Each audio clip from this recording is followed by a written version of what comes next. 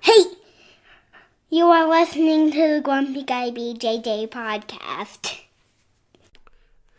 Hey, what's up, guys? Got to take care of a few things before we jump into this week's episode. First, our Ramping Isometrics for BJJ program. It is a 12-week program, all laid out for you. It's going to help you build strength and cardio in the fastest, safest, and most convenient way possible. This is how James and I have been training for the past year, and we love it. So we put this program together so you can just follow along, and we are certain you will see and feel the benefits that we do. It's only $15. Just go to grumpyguybjj.com, click the drop-down menu in the upper right-hand corner, and you'll find it. Next, R3. This is our K2 D3 supplement. It is a combination of those two vitamins, D3 and K2. These are two vitamins that James and I have been taking for a long time that really help us recover from hard training sessions. And for only $15 with free shipping, you get a whole month's supply. I was going to pull up some studies explaining the benefits of D3 and K2, but I'm not going to insult your intelligence and pretend to be a fucking scientist. I take it. It helps me recover. That's it. So for $15, check it out. And last but certainly not least, we have partnered up with Jiu-Jitsu.com. They have a ton of awesome BJJ instructionals, and they have hooked us up with a discount code for our listeners. It's Grumpy10. So what you got to do is you go to Jiu-Jitsu.com, which is DIGITSU.com. Find the instructionals you want, throw them in a shopping cart. In the little discount code box, you type in Grumpy10, which is just GRUMPY and the number 10, 10. That's it, no spaces. Boom, you get 10% off. You're up and running. They got a nice app you can download on your phone. That way you can take your instructionals right to the gym with you, watch the technique, drill it. It's a pretty sweet setup. So once again, DIGITSU.com. Discount code Grumpy10, GRUMPY10. Simple as that. To find all this stuff I just got done talking about, go to our website, grumpyguybjj.com. Click the drop-down menu in the upper right-hand corner. There, you'll subscribe to our newsletter for podcast updates. You'll find links for the Ramping Isos program, the R3 Recovery Supplement, and then under the Programs and Products tab, you'll find a link to Jiu-Jitsu.com. And let's be honest, if you guys can't figure out how to navigate a website by now, there's nothing I can do to help you. So quit fucking around. Check it out, train hard, and let's get into this week's episode. 3 and boom. Back again. Back again. Got our, what episode number are we on, man? I think this will be 93. No way. Yep. Man, we're like within less than 2 months of episode 100. Yep. Do something to celebrate. Not really. 100? We should do the 104, right? That'd be 2 years. 52. Yeah, 104. Yeah. Anyways. We got a few weeks figured out. We'll let the Happy Gals plan it out for us. Oh, great. Yeah, I'm sure that'll be fantastic. They'll take care of us. Anyway, so on to better subjects like my pee, my urine. Good way to start this thing out. Yes. This is our pee cast.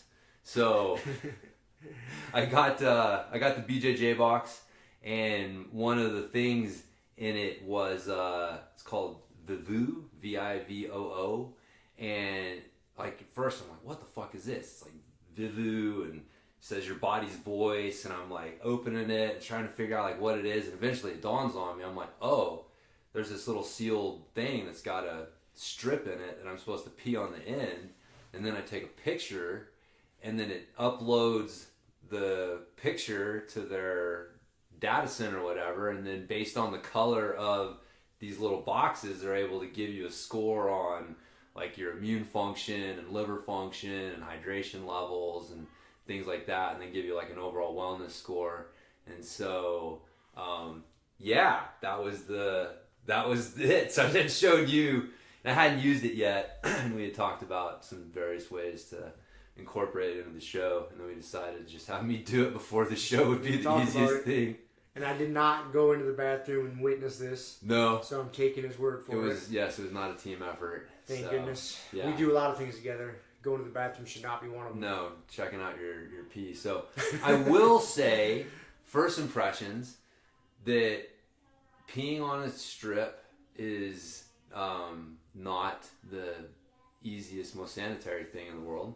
So maybe you get better at it with time, but it's really kind of hard to avoid, like, making a mess. A little bit of a splash around. So that's why you get some people when they do it will pee in a little cup and then dunk the strip in there. Well, see, their instructions specifically said to have it midstream. I made note of that because they were like specifically told you which part of the stream it should be at. I'm guessing for a few seconds. I'm guessing they say that is because they don't want you catching the first little bit of pee that comes out. Right. Because I think I've heard that for a pee test of sorts. Like if you're gonna like test your ketones or whatever. Right. Like you got to pee a little bit first and then check it and then put it in the cup and check it. You don't want to do the very first amount of pee that comes out for some reason or another. Huh.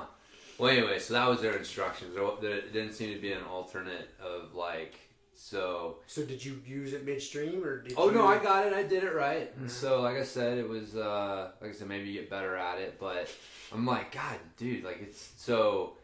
Better give me some good info or be worth it for me to have to deal with this. So it was interesting. I mean, this is so you do it, you hit the start button, and then there's a little timer, and then when the timer gets down to waits 2 minutes, and then it comes up and it tells you to has a little box on the screen and says line up your strip in the camera, basically, and get it lined up and.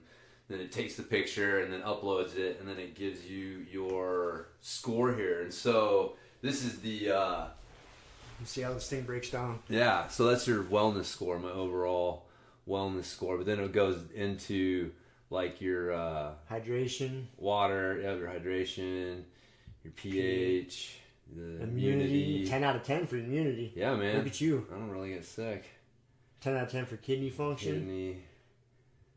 My liver is feeling those fucking old chubs last night. Yeah, so I was going to say, I wonder if that's accurate. UTI. Apparently don't have a urinary tract infection. No problems there. And my ketones are normal. And so, you can break down, it'll tell you, how they're affecting it or what they're looking at. Right. And then, what the scores kind of break down to. And then that comes out to your average. So 6.4, which, coming off of a hard week of training is, I would say... is probably pretty accurate. And then it gives you these little recommendations down here that you can... Told you could add some rice, brown rice. Brown rice. Says I'm good on hydration. Gives you some snack ideas. That's kind of cool, man. It really is. It's kind of cool. That's why I'm torn because I'm like, do I really want to spend money to pee on a strip? But I'm going to this is kind of interesting. It is kind of interesting. Have you looked at the price of it? I have not. No. I was going to do that right now. Look that up while we're talking about it. I'll look it up. Yeah. So anyways, that along with Morpheus, get your Vivu score and your recovery score. Yeah, I'm pumped for my Morpheus. I was telling you last night that Joel Jameson sent me that email saying, the shipment of the latest Morpheus got delayed a little bit because of their bans or something. So it's coming at the end of August. But for having to wait, he's hooking me up with his latest and greatest recovery program that he's designing. Yes. So he's going to, and that's not even out yet. He's got to finish making it, and then he'll send that access to that over. Yeah, so he is. That's pretty cool. He's been hyping that up a little bit. Cause, that's his new recovery program? Yeah, because that's one of the big requests he gets is Joel's, he's a really smart guy. And he's almost so smart that he forgets that most people aren't smart. It's kind of like you. Well, yeah. Very similar to you. So, anyway, sorry. No. Please proceed. So he, so his whole thing is that you have to customize training. A cookie cutter approach it's not going to be optimal. It's good for the big rocks, but when you... And so, but that's his whole thing is so the recovery score is meant to help guide you in making your decisions each day as far as what you're going to do. You wake up and you may have a plan, but the idea is that plan was customized for you, and then you're going to customize that plan based on where you're at that day. That's the level of customization that you really want. Optimally, that's, what produces world champion athletes. But that's just not realistic for most people, because most people want to know, okay, I'm orange today. What do I do? And I feel like he's kind of fought that so hard for so long that he's finally just given in and been like, look, here, I will create some programs for you guys. Quit asking me. Quit asking me. Because it's the number one thing that people want is like, okay, well, give me a workout based on what I should do, based on my recovery score, what my HRV is, or, whatever. And so the big thing for a lot of people, that's why the recovery workout is, I think, his first one, is most people are just fucking overtrained. And so they need to reset their parasympathetic nervous system. They're just really sympathetic dominant. They're just always on. And so just getting you kind of increasing your recovery score and your overall HRV is really like a primary goal with most people when you get them. And so, so that's kind of why I think that's his first one. He kind of almost, by him creating Morpheus, kind of almost pigeonholed himself into having to create that so people would stop harassing him. And plus he saw a need for it. It's something people wanted, so he's like, all right, finally I'll make it. Finding the price. I am looking at the price here, man. So, Vivu. Did you buy a month's supply? I want to take a crack at this. What? I want to take a crack at the price. Yeah. I'm going to guess. So, but I want to know how much you if you make a purchase, is it like 30 sticks or what are you buying? You are buying 4 strips. And they're single-use strips, right? Single-use strips. So you basically, looks like they're it's basically once a week. Once a week is what Once a week is kind of what seems to be what they're, obviously I think you can do more, but right. I think that they're saying like if you're going to doing it once a week is going to be your top thing. Alright, that's it. You're out. Go somewhere else. Freaking dog. Dude, it's my dog driving nuts. Alright, so once a week, you're getting 4 strips. 4 strips. Because I know some of those strips can be expensive. And they got an app to go. I want to say they're going to charge you $30 for 4 of them. No, man. About less, like if you do one off, it's $25 for one package of 4 strips. I was close. And you can use, I got a code somewhere, like probably BJJ Box. That's usually the code that discount comes with code. that. They get a 30% off discount using that coupon so that'd code. be what, another $7 off? Yeah. Roughly? Yeah, so what? Because $7.50 off. Yeah, $7.50 off. So under $20 with the discount. And then they got subscriptions. So if you do a monthly subscription, it's $15 a month. And if you sign up for a 6 months, so basically breaks down to $9.90 a month. That's not bad. Yeah, that's not bad at all, really. If you do a subscription, man, $10 a month. Yeah. To keep track of it. If it seems to be accurate, or something, it might be worth trying for a month. Yeah, I mean, especially with the discount. That's not hard. No, it's $10, man. Try it. Yeah. I mean, I fucking usually pee in the shower anyway. So I'll just fucking do it. Pipes are pipes. They all go to the same they place. all go to the same place. There's man. not pee pipes and That's water right. pipes. That's right. Exactly. No one's gonna kick me out of my own fucking bathroom. You're gonna mix them up. up. In the shower, right? Yeah, I may give that a shot, man. I mean, the app's free, obviously, so you're just paying for the strips. So yeah. Oh, that's kind of cool. Yeah, I'd be interested to check it out like once a week. Kind of add it into my overall info. Trying to make decisions with, which I don't know. I mean, the other day my fucking recovery score was 18%. Were you there? Was that Thursday? This week? Yeah. No, when Jamie was here? Yeah. No, I was not. Dude, yeah, I go in Thursday, man, and I woke up that morning and my recovery score on Morpheus was 18%. Is that the lowest it's ever been? It may be up there, yeah, or down there, I guess. Down there, yeah. It's hilarious because it doesn't even register on the bar graph. It's blank, yeah. It's like, it has to be like over 20% for it to like register on the bar graph. And so it's basically like, I was dead that day. But, what are you going to do, man? What are you going to do? Jamie's in town. I'd taken the day off before, Wednesday, because I trained Monday and Tuesday, and man, I could feel it. I was like, ooh, man, if I go in and train Wednesday, I'm really going to be struggling. And so I, technically, what was it? I think I was orange, And so I wasn't that bad, but I was like, I'm just going to take the day off. And then I woke up Tuesday or Thursday, and I'm fucking 18% in red. And it's like, well, what are you going to do, man? What are you going to do? Jamie's in town. I got to go train. So I went in and trained anyways. And we're talking about Jamie Canuto. Jamie Canuto, yes, who we will get to here in a minute, talking about some of the stuff. Yeah, I was orange. I was 70. Him and Amanda. What's Amanda's last name? Isn't it like Montero or something? Yeah, I think so. I'm sorry if I'm butchering it. Yeah. I'm sure she doesn't listen to us anyways. No, She could care less about us. Yeah. But, no, she likes me now because I'm married to Kiele. And she likes Kiele. And she likes Kiele. Exactly. I told Kiele, I'm like, I'm so glad that you make friends with all the black belts' wives because you make me like way more socially acceptable to them. So, yeah, they're going to exchange sourdough. Like, Kiele's going to... she showed her how to do the kombucha last night, so she's gonna start doing kombucha, and she wants to learn how to make sourdough bread. Nice. And what else? The teriyaki chicken she likes. She wanted that recipe, so they're like all. And Kelly's like, fine, I'll give you teach me some jujitsu, and I'll teach you some cooking stuff or whatever. So yeah, it's a good exchange.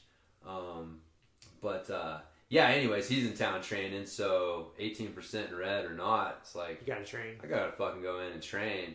So, I mean, I guess... I try to nap, rest, hydrate, I'm trying to mitigate the damage, and I knew, I might pay for it, I'll probably pay for it later, but you just gotta do it. So, that's the thing with the Morpheus, it doesn't mean because you're red, you don't train. It just means that, like, if you gotta train that day because you have to do it, like, you gotta do it, but it at least makes you more cognizant of, okay, I'm kind of burning the candle at both ends here. Like, I've got to take steps to not completely blow myself out of the water. And it'll make you be more mindful of trying to mitigate that damage. Yeah. It would for me anyways. Oh, for sure, yeah. If I saw that, if I was in the same situation to where we had a world champion in town and, my recovery score is below the charts, not off the charts, right, you're going to train. But if you know your recovery score is that low, you're going to really be thoughtful. Okay, like, all right, I usually don't take a nap. I'm going to take a nap today. I, make sure I'm definitely... even maybe a little overhydrated, like drink a ton of water. Be mindful of what you're putting in your system that day as far as eating. Like, don't challenge it. Like, you don't need to add any other stress to your body. Yeah. Just because you're going to be stressing it again come training time that night. Yeah, and definitely after you're done training, man, I made sure I was foam rolling. Yep. I'm a little, like, hit and miss with that, but, like, that night, I was like, I have to. I got to do my foam rolling and stretch out, make sure I'm doing things to try and mitigate, what I did. And but yeah, it was good. It's funny though because like those days when I'm red or like really bad, I tend to do all right rolling because like I don't expect shit out of myself. Because your expectations are lower. My expectations are lower, and then so it gives you like a mental break because you're not expecting a lot out of yourself. You're like, all right, man, I'm just gonna focus on the basics today. Protect myself, be safe, and just get some good training in. I'm not trying to go turbo destructo. Yeah. And the relaxed mindset you can get in from that is very helpful, man. It is. It's funny, man. Yeah. Our buddy Thomas from where's it from? Rifle. Yeah. He said before, he's like, yeah, if you ever get in your own head and you need a break, he's like, go out the night before, get really drunk, and show up hungover the next day. And you got no expectations, and you'll probably do great if you don't throw up. That sounds like something a true Dutchman would say. Yes. I was like that. I've never had that advice from a black belt before, but coming from him, it's like fitting. It is. He's a good dude. He's funny. I know. I like that dude a lot, man. I'm glad he comes on and trains with us. Because he's about our size. Give and take a little bit. Yep. Nah, man. He's a funny guy. Same thing. It's like, yeah, it is. You get in your own head. You have your own expectations, and then, too many minds, and then you're not able to just, like, you can't have a mind. Like, you can't be thinking. That's the whole, That's the whole thing. The whole goal is having not, because no mind. No mind, man. And it's like, because as soon as you think of something, your mind sticks. And I've been reading that Lone Samurai book, I've been telling you, and it's cool because they actually pull from like other works kind of similar-ish to the Book of Five Rings? Because that wasn't the only book on swordsmanship. No, and you know Musashi wrote another one. Yes. It's called like the way of walking alone, like the Kado. Yep. I'm not saying it right. Dakudo, it's probably Dakudo. Yep. I believe that's the name of it. Yep, yeah, that was his first one that he wrote, and but yeah, like that guy Takuwan. Yep. He wrote one. Was it the Life-Giving Sword? Yep. I believe, and something along those lines. Yeah, but anyway, so like they'll talk about, they'll pull from some of these other texts, like talking about like how, you know, you can see how Musashi probably influenced these guys who wrote these things, and that was like one of the sections was talking about like the mind that is nowhere can be everywhere. And that's the whole thing. As soon as your mind sticks, as soon as you think like, you know, you have 10 opponents, as soon as you think about one of them, you're fucked, because now your mind is stuck there. And it's like, you got to be able to just let it not get stuck. And that is like so fucking hard to do. It's hard. So hard. But when it happens, you're just like, and then what sucks is then you try to deconstruct. You're like, what did I do? How can I replicate that? How can I replicate that? Yes, exactly. You know, what you know, events took place to put me in that state. Yeah. You know, it's like chasing the zone, you know, people call it. Nah, that's what it is, man. It's very exactly hard to what do. it is. That was the whole, that mind, no mind thing. It's so fucking hard to... It's hard to get out of your head. Hard to do, man. Especially when you're, like, with jiu-jitsu, it's interesting, because I feel like with a lot of other activities, it's easier to do. Like, man, jiu-jitsu is fucking hard because it is so intense. Well, it's that, and it's so personal. Yeah, that's what makes it intense. You get, yeah. It's personal combat. Personal combat, you know, and it's hard. You will never eliminate completely, you know, pride or ego out of it. Right. You know, I've talked about before that when you're wrestling with somebody, you shouldn't even see them as another person. You should just see them as another jiu-jitsu. They're presenting you with jiu-jitsu problems. Yeah. It doesn't matter who it's coming from. You could just put a mask on them so you didn't know who it was. Yeah. And it would help you. If you didn't know who it was, probably it would help you, because there's people that you like, maybe you don't really care for their outside life or off the mats. Right. And so you're definitely not going to want to lose to them. It just... Yeah. It's human psychology. Yeah, you have that thing like I should or I shouldn't lose. Yep. It's... Dude, I got a quote for you, man. I'm glad you brought that up, because I'd found this other quote in the book here, and it was, I think, another one from Takuwan. Let me see. I gotta find it here. Here it goes. So it's funny, man. This has become like my new little like mantra. Like I had an epiphany. Because I read this after my private that I had with Kevin, and I did a private with Jamie. Mm-hmm. And one of the things that they told me, is I've heard over and over and over again, is I need to relax. And that, you know, sometimes I'm just like, you know, too strong when I don't need to be, and I need to relax. And that gets used against me. My, like, you know, using strength where I don't need to use strength gets used against me. And that it won't be there for me when I need it. And it's kind of a confusing, because, man, you got a fucking black belt on top of you, like, trying to kill you and applying a shit ton of pressure, and think the fucking walls are closing in, and you know they're closing in, and they're telling you to relax. It's like the sharks attacking you. Just relax. Right. And it was like, you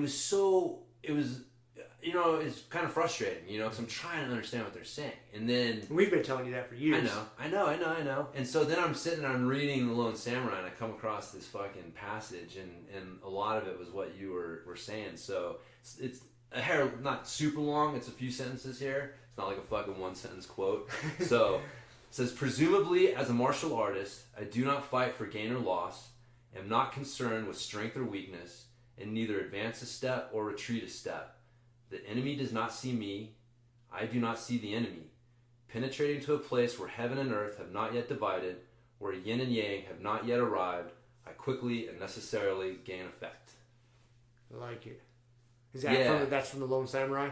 That's from Musashi or no? That quote is in the Lone Samurai. It's a Takuwan Yeah, quickly and necessarily gain effect. Yeah, that was from one of his books. Anyways, it's in there. Mm-hmm. But yeah, and I read that and I was like, oh, like I understand what they mean. Like me, it's hard to explain. And even that passage, it's like, unless you've experienced it and you really kind of have some sort of backdrop to understand it, like shit like that is like, what the fuck is that? Like penetrate to a place where heaven and earth have not yet divided, where yin and yang have not yet arrived. Like what the fuck is that? Right? But it's like, that's that no mind. It's that mind, no mind. Like things haven't happened yet. But if you can get to that place and be able to react at that level, like that's how you gain effect. You get ahead of the fucking game. And part of that is relaxing, because like if I only need 70% of my strength for something and I'm using 80 or 100 or whatever it is, then like I don't have, I'm not there. I can't react to what they're doing appropriately. Like I'm too absorbed in the moment. I don't know, it's hard to explain, but it made perfect sense. It's like I need to create some separation between how much strength I need and how much strength I have, so that when they move, I have some room to move. I don't know, but so anyways, that's my totally confusing. No, I see what you're saying. There's a way I try to explain this to new people a lot, is because I mean, you're not the only one that uses too much strength, dude. Especially when it's one of your attributes, you're gonna use it, man. And you're good at setting up frames. It's not just like, because it's not like you're freakishly strong. You're just you have a really good body awareness, and you know how to set up structurally. And it's fucking hard to stop, and it's a good strength user, so you use it. So telling you to relax doesn't resonate, and new people it doesn't resonate with.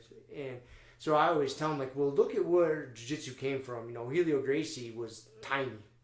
He was not a physical specimen in any way, shape, or form.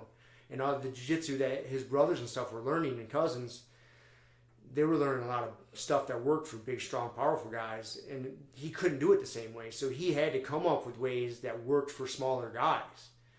And so I always try to get that lesson across to people. I was like, listen, you don't have to be a big fucking linebacker to make this shit work. And so if you get to the point to where like you're trying to do a move and you're just not strong enough, guess what? Right. You're not doing the right move. Like, do something else. It's not even like strong. It's like, so I hear what you're saying. But it's more like, I guess like the analogy that I have is, because I was explaining to Shiloh with sprinting, right? It's not the ability to produce more force. It's the ability to relax more between the production of force. So if you can produce 100 units of force, but you can only relax down to 50, you can only have 50 units of force that you can use effectively. If you can relax down to 30, well, you have the same exact strength, but you can effectively use 70. You got more adjustment. More volume, right? Like the volume's not maxed out to 100, and then you can turn it down lower. And then the lower that you can turn it, the more opportunity lies for strength to be displayed and used. And so that's what I, again, like kind of what I took away, because they were saying like, when Jamie told me your strength won't be there for you when you need it, I heard like I'm going to get tired. Mm-hmm. And it's not, I know I get tired, but it takes a lot to make me tired, and generally I'm still pretty fucking strong. Like I said, because a lot of it's frames, and getting isometrically strong with frames. But it's like, how much of my isometric strength am I putting behind those frames? And if I'm doing 100% when I only need 80, well, that's 20% strength potential that I don't have access to. So when they go to move, I don't have any strength potential to tap into for my own movement. I'm fucking maxed out. Or if I'm higher than I need to be, if I'm only need to be at 60, but I'm stressed out and I'm producing 80, they go to move and I'm so stiff that I can't do what I need to. And so like that was kind of more, it was like it's me creating that gap between what I need to and what I can produce. And the bigger I'm able to keep that gap, one, I'm relaxed, and so I'm not producing as much energy, and it's easier to do.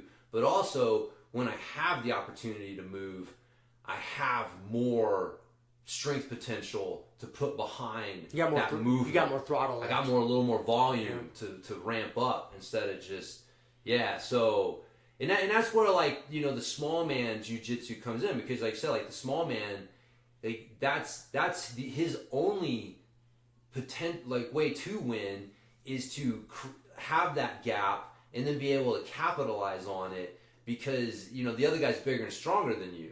But like if you can capitalize on him being in a bad position or making a mistake, then that's what allows you, like that's what jiu-jitsu is. Like that's what, all of a sudden you're on his back or you're on top.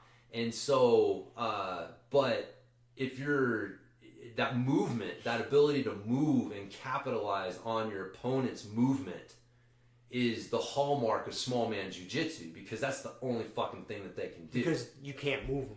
Right. You have to wait for them to move and capitalize. Exactly. You have to capitalize on their movement. Yeah. And if you're trying to just force your own movement on the situation, and that's what I found myself doing, because like my reply to them was like, well, I get frustrated. Like I want to play jiu-jitsu, and people will get grips on me or, get in a bad spot, and I'll just, I'll try and force things, and I'm trying to like use my muscle and strength to so I'm then they're capitalizing on my movement. They're using it against me. I'm creating all this fucking movement that's not well projected, and then they're capitalizing on it when I need to fucking relax and capitalize on their movement.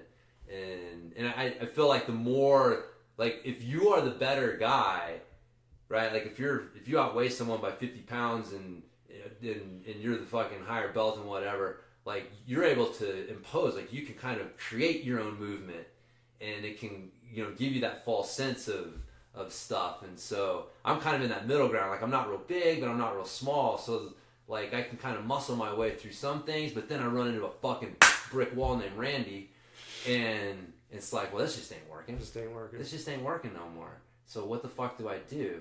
And so I'm hoping that advice and that mindset shift is gonna help some, because when it all clicked, I was like, that's exactly, I've been trying to force my fucking will on the situation instead of just letting it happen, letting the situation unfold and just capitalizing on what happens. It doesn't create the situation, it just enhances it.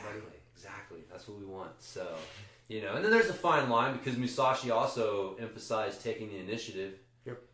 So it's weighing that with just being passive, because you can be take it too far. You can go the other way. Yeah, where I'm just always being like a counter puncher, and that can work, but it taken to an extreme, it's not good. So you still need to be able to create your own situations given the opportunity and need. But so it's good. One day that lesson will sink through 100%. I doubt it, man. Nah, it will. Nah, well, that's the challenge, man. You're a student of the game. Fucking the mind is the toughest thing, dude. Yeah, it's funny, when it all came out, I was like, that's totally what you've been doing. I've been a little frustrated because I felt like I was just missing something, and it was like I just had gotten to the point where I was just trying to force things too much. And it's because you get success with it sometimes. Yeah. And then so you're like, oh, it worked here, so it should work every time. Every time. It's just because you get success with it once or twice or even 20 times doesn't exactly mean that it should work every time. It's not gonna. Someone's gonna prevent a defense or a counter to it that you're not privy to, and you're like, oh, yep, that's another way around it. Shit. Yeah. I didn't have the proper solution for that problem. Well, that's what I feel like a lot of, and I could be wrong, but because you've had these conversations with people, like I create some unique problems for people, and then people fucking figure it out, and it's that's one of the things I've found. And then I'll start working on something, or I'll find a move that works a little bit, and it'll have success, and then people will figure it out, and then so where I was able to like kind of force that position and force that move before, now when I'm doing it, it's not working and it's getting unwound, and then I'm getting like fucking frustrated because like, fuck, I should be able to keep doing this, but like as it should, people figure it out. So like I have to find new stuff, and that's just the game. You do this, then I do that. Yes. Then you do this, and I do that. Yeah. Infinity. That's the thing with jiu-jitsu is like it's not. I think I've said this before. Like with mountain biking, most of the time, like the trails stay the same. Like you get better, but the trails for the most part stay the same. Like that's not the way. Like jiu-jitsu, you get better, and everybody else gets better too. If things are going right, if your gym's doing the right thing, which I feel ours is, and our people get better and figure things out. So and it's all about jiu-jitsu is all about problem solving, and you just have to make sure you're solving the correct problems. That's the difference between a high-level black belt and a beginner. Yeah. Is they're seeing different problems and solving different problems. Yep. And you don't even know how to write numbers yet. You know what I mean? That's what it is. It's just a matter of understanding, am I solving the right problem here? Yeah. And am I creating the right problem for my opponent? And am I solving the right problem for myself? Yeah. That's the name of the game. And it's ever evolving too. Like for example, mountain biking or skiing, like you go down a run, if you're going down the same trail or the same run, it's basically the same set of problems you encounter. So once you get a solution to it, you have the solution to it. And then you can just get better with that solution. But every time you slap hands with somebody, you got a whole other set of math problems to deal with. Yeah, it should be, man. Yeah. No, it is. It might be close. Yeah. Problems might be close, but they're different. Yeah. No, that's why I love jiu-jitsu, man. You never get bored with it. I know, dude. I cannot fucking wait to get back. Dude, I was so like, it hit home again this week, man. Just like being that we had Jamie and Amanda in town. And I just get this like I get almost sick to my stomach, that fear of missing out. Like, fuck, man. Like sometimes it just hits me harder than others, and it's just God damn. Again, Pimentel's coming in like a week or two, I think, isn't it? Yeah, we got a week off, and then Pimentel's gonna come. Man, like, dude, that's something I wanted to bring up too. Is I'm not accusing anybody of this in our gym, but I'm sure I know what's happening, and it happens with all of us. That Kevin does a really good job of bringing these high-level black belts in. And just look at the seminar yesterday. We didn't have a very big turnout. There wasn't very many people there. Yeah. But look, there was 6 black belts on the mat, right? There was Jamie, Amanda, Kevin, me, Randy, George, and Thomas. There was 7. Dude, there was maybe 14 people there. Like half of them were fucking black belts. And people just like, oh yeah, whatever. No, that's pretty fucking awesome, man. Dude, when I started jiu-jitsu, if I saw anybody higher than a purple belt, I was like, oh my God, that dude's a fucking brown belt. Like, they don't come around very often. And then to even see, dude, I probably went a couple years doing jiu-jitsu. No. Yeah, probably, I would have to say the first couple years I did jiu-jitsu, I only saw a black belt a couple of times, or was on the mat with him a couple of times. When Eickhoff would come in from California and fly back into Michigan and put on seminars or something. That'd be about it. Yeah. Until he started promoting people within our organization. Finally my coach got a black belt, but that was later on down the road. So, dude, I'd go the first 2 years without even being on the mat with a black belt. And now it's just, it's more popular, common, there's more black belts out there. Yeah. And you turn up for a seminar in Little Grand Junction, there's 7 black belts on the mat. Fuck yeah, man. It's a cool thing, man. And if you're just starting out jiu-jitsu, obviously you'll never really understand what it's like on the other end, back when jiu-jitsu was becoming new and popular here in the States. But that's a pretty special thing. Yeah. Well, I mean, dude, when I started, we didn't have a black belt in town. Nope. Yeah, Kevin moved to town, I think 3 or 4 months after I started jiu-jitsu. So, we had Matt was brown belt, we had I was a purple belt Rob and purple belt Tim holding down the fucking fort. Yeah. Dude, we were the hottest ranked gi jiu-jitsu guys in town. Yeah. I mean, once in a while we'd get some, passers through. Yeah. Yeah, but no, man, it makes a difference. I mean, I will say in my brief jiu-jitsu career, when you have people that you go to places, you roll with them or whatever, and the highest belt at their gym is a purple belt or a brown belt, you can just tell. Like, man, taking ass whoopings from Kevin for 7 years, it's just different. Like having a black belt there to roll with, to train with, to help you with your progression and stuff. It it makes a difference, man. So like if you have access to one, like don't take it for granted because not everyone does. Not everyone does. You still go to small towns and stuff. Not Yep. everyone has the Yeah. access that we have. Yeah. We're pretty fortunate. Yeah, we are definitely. And if you're at a gym like that, realize how fortunate you are. Don't take that shit for granted. Mm-hmm. There was a point in time to where that wasn't normal. Mm-hmm. So, Yep. Yeah, but anyways, woe was me. I go back to fucking missing out. Like, God damn it, man. It was funny, man. I think I told you yesterday. One of the girls that came was afraid to ask Jamie or Amanda to roll. She was a white belt. And she's like, I train at a Gracie Baja, whatever, and we can't ask higher belts to roll, or we're not supposed to. So she was all. So Kiele's having a tower like, no, it's fine. We don't care about that at our They gym. want you to ask them. But that is tradition at some gyms. That's old school way. I don't really agree with it. Yeah. You should just be able to ask anybody to roll, but it is. Some people still hold up that Well, tradition. what's interesting was Josh Hinger was talking about on his podcast and about one, he thinks it's bullshit, the whole like you can't ask higher belts to roll or don't ask black belts to roll, and he's like, I think it's bullshit. And he was saying like for him, he feels kind of bad like asking lower belts to roll because it seems like maybe he's picking on like some blue belt, or maybe there's people there that really kind of have anxiety things and really like would rather not roll with him, and then he goes up and asks them, and then they feel obligated to do it. So he's like, man, for me it's way easier for me to have the lower belts who want to roll with me come and ask me than me try to like fucking look around the room and figure out like who here do I want. Right, because if people start analyzing it too much, they see you looking around and you decide on somebody. Yeah. And you're the higher rank. They're like, oh, why'd he pick me? Yeah. And it does. It does give you a little hesitation or a little anxiety about it. Yeah. And I mean, I had some of that coming up because, like I just said, black belts weren't normal. They weren't common. Right. And when you did get a chance to roll with somebody that high level, it was intimidating. It's fucking still is for me, dude. Yeah, it is fucking intimidating. It's yeah, man, dude, you got like Jamie come through, and again, like that's so good. Such a good example of like, dude, there are levels to this shit. It's like Kevin's good.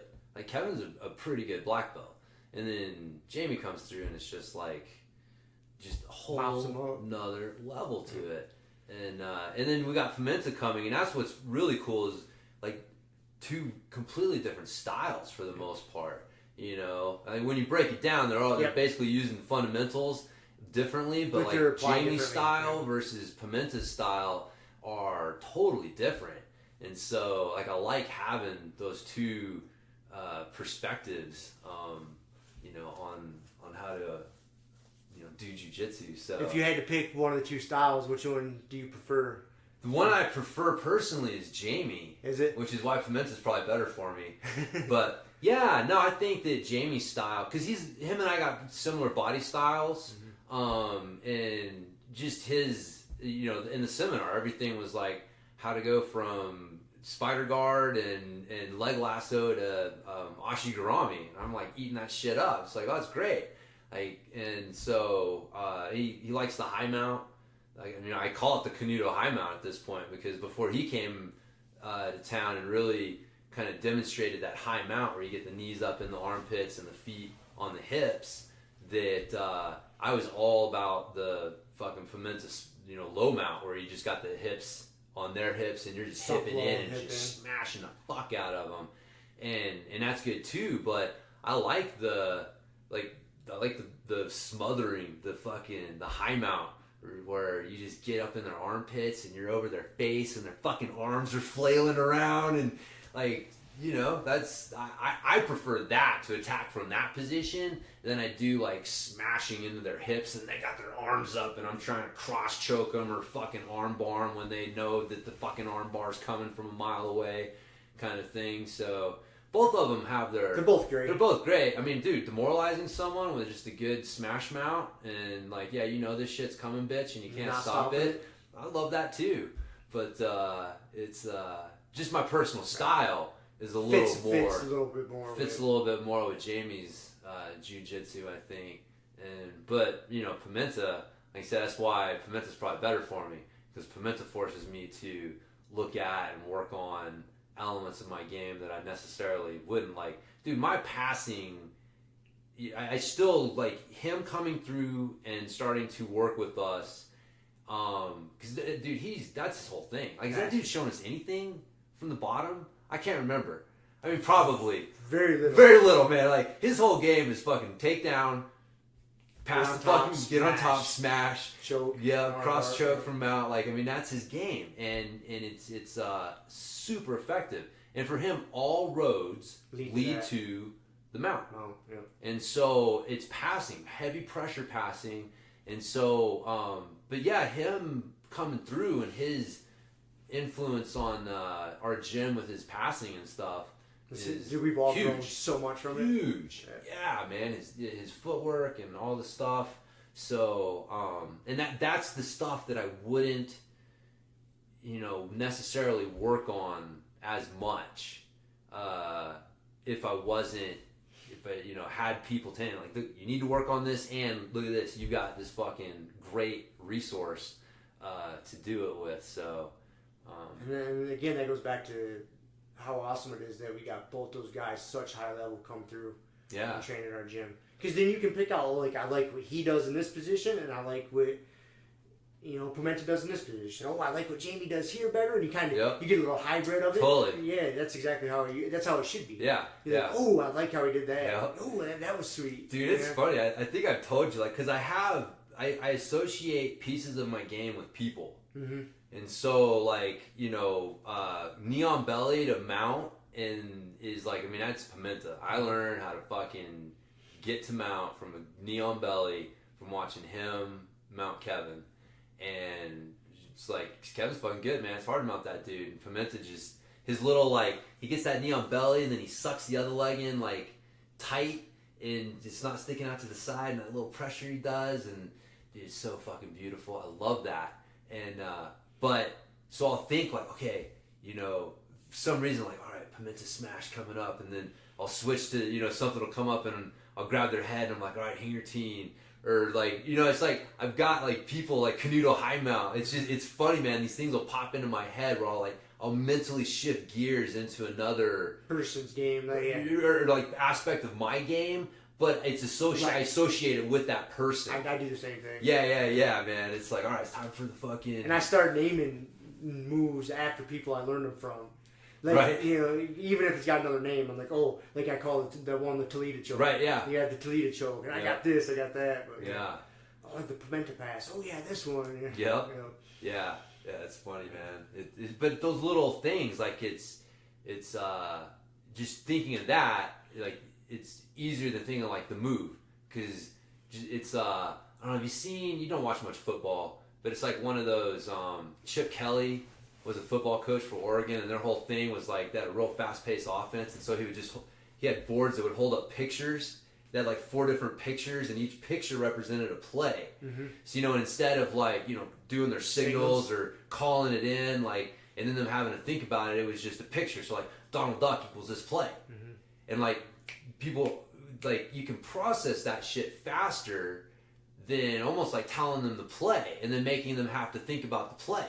And it's like, if you're like, okay, do an arm bar versus like, all right, do the Canuto arm bar. And it's like, oh, okay, it's like, you don't have to think about it the same way. So it's, it's interesting how our mind works, and we create those little mental shortcuts and hacks. Because you have to, man. The less you think on the mat, the better. Yeah, back to the no mind. Yeah. You can't be thinking too much. I mean, it pisses me off to admit that I even think their name, because it means that my mind is sticking for just a moment as I shift gears, So, but yeah, it's part of the growing process. Yeah. Nah, that's pretty awesome. I want to shift gear. Think about it. We've talked like the first 45 minutes all about jiu-jitsu. We're going to have to edit this and put on the back at the end. Yes. So we don't fuck people up. Right. Because I was going to bring this up, and it just popped in my head when we were talking about at the beginning about recovery. So I'm going to talk about sleep real quick. The only reason is just I had some personal experience this week that just reiterated how important setting up your environment to sleep properly is. The reason being is because at my house, I got my house and my room set up pretty fucking good, man. Like, my room is dark. I mean, I don't have any lights in there. I mean, my phone, so one, like, the phone doesn't go in there, so I don't have a phone charger. You know, I don't have a TV or anything in there, so there's no, you know, usually when you turn your TV off, there's like a little red light that goes, just tiny little red light, right? No night lights, none. I got blackout curtains. Like, at night, dude, it's fucking pretty dark in there. And I had, you don't need to know why, but I had to stay at somebody else's house for like almost this whole past week, right? Last half of the week. And dude, this fucking person's house, man, it was like goddamn daytime in there, man. There was, and I didn't think about it beforehand. So the first night I get there, well, the first thing I really noticed is, so I have one of those salt rock lamps. Yeah. You've seen those, right? Those Himalayan salt rock lamps. Yeah. That's my reading light because it's a real warm, dim light. And it's even a dimmable one. I can turn it way down. So that's my reading light at night. So when I lay down in bed, I always read, you know, before I go to bed.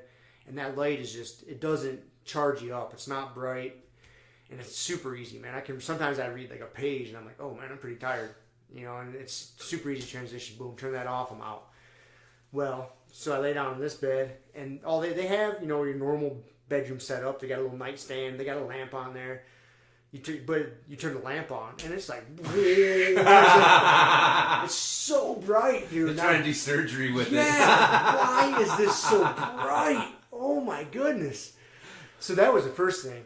And then, so I was like, because I only read for a little bit. I was like, dude, with this bright light and me enjoying this book, I'd be up reading all night, no matter how tired I was. It was like, I'm not going to fall asleep. So I had to abort that mission. Shut that fucking thing off. And I lay down, dude. And first of all, there was a night light in there. That's an easy one. You go unplug that fucking thing. There's an alarm clock next to the bed with the big digital numbers on it. You got to cover that thing up. This house had a landline, so there's a phone on a charger there, and it's got like a red and a green light on the charger base. You don't think about all these little lights, but dude, they add up. So I had to cover that up. They had a TV and like their satellite or cable box in there. The TV had a little red light. Their cable box had this blue light. It was like bright as the fucking sun for some reason. I was like, what? So I got that covered up. Then they had a bathroom in their master bedroom. There was a nightlight in the master fucking bedroom, like everywhere. I was like, what is going on? I was like, how do people sleep like this? And I corrected most of the problems. Like, dude, that first night. Corrected most of the problems. I love that. Dude, it was fucking horrific, man.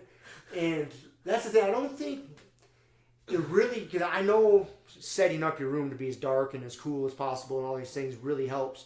But you don't realize how much of a difference it makes until you have a good setup and then you go someplace else that has a terrible setup. Yeah. And it really fucks you up. Oh, yeah. And then you're like, oh, this is Dude, traveling like hotel huge. rooms. I just try to survive in a hotel room, man. Like, yeah. Exactly. You're looking around the room and you're like, why is that little light over there so bright?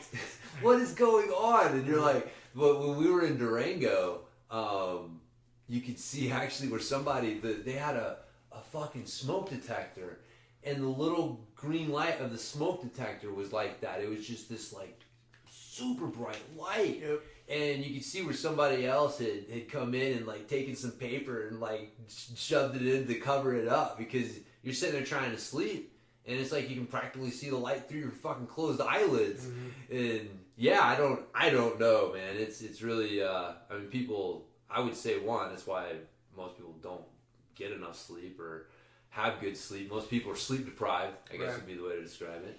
And but yeah, it's an ignorance thing. People just don't know. They don't know. That's the point I wanted to bring up. Is because if you've just been doing that for so long and you think you're getting good rest, you're really not.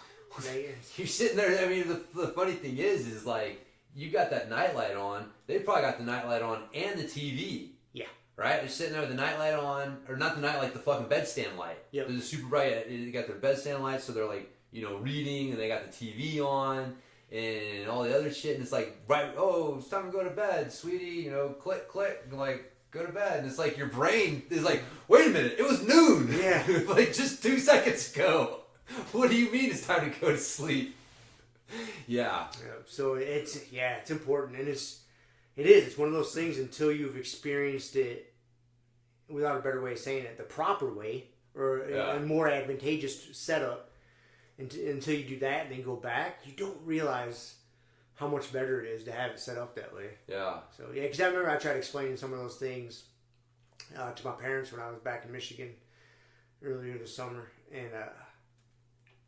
And you could tell they just kind of thought I was an idiot. You know, like, no, that doesn't make any difference. Doesn't make any difference. Doesn't make any difference. You know, they got a TV and they're on their phones and fucking lights all over. You know, I'm like, yeah. I remember the first night sleeping there.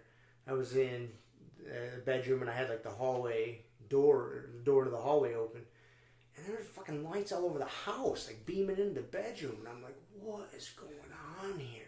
Why is this happening? Why does it need to be so bright? Everybody should be sleeping. And it's just people are afraid of the dark. Something, man. Yeah, I don't know. But anyways, I just wanted to share that experience with the people. Yeah. Set your sleeping situation up for the best sleep possible. For sure. You know, I was on the other side of that for a long time. So when I was working for Halliburton, you know, I'd spend so many nights out in the truck. You'd have to sleep, you know, in the sleeper, the semi truck. And dude, you have that truck parked on, and right next to the oil rig where they're drilling. And there's noises and light, but I had to, I mean, that was the only opportunity I had to sleep. So you had to sleep. And so you get accustomed to it. It's obviously it's not ideal, but you, and so, because it's just, you can adjust. It is, man. It's a hard thing, man. Like, the human organism is amazingly adaptable. Yep. It doesn't mean that it's optimal and that it's thriving. It just means that it is adapted to the situation. Yep. And so, it's, and that's the hard thing with most people, because adaptation versus, like, optimal thriving, you don't know it until you realize that you were doing it. It's like, God, I was watching, I forget where it was, but somebody was describing, like, you know, that's probably on the Joe Rogan podcast, whatever, like the feeling of being wrong. Like, before you know you're wrong, it feels just like being right. Mm-hmm.